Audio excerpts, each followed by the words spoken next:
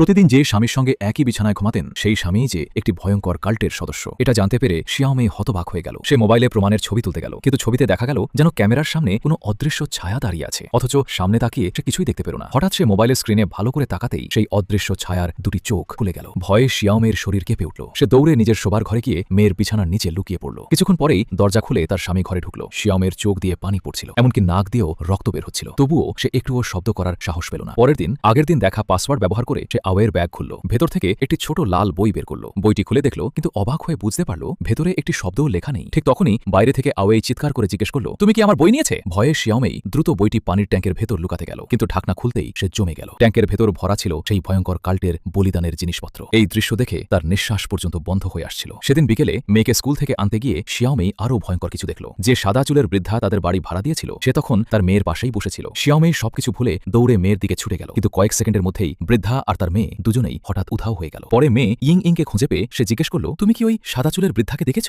ইং ইং বলল সে কাউকেই দেখেনি, কিন্তু শিয়াওমি লক্ষ্য করল তার মেয়ের ঘাড়ে কাল্টের রহস্যময় চিহ্ন আঁকা রয়েছে। এবার শিয়াওমি বুঝে গেল আর এক মুহূর্ত এই ভয়ঙ্কর বাড়িতে থাকা নিরাপদ নয়। পরের পর্ব দেখতে হলে চ্যানেলটিকে এখনই সাবস্ক্রাইব করে নাও।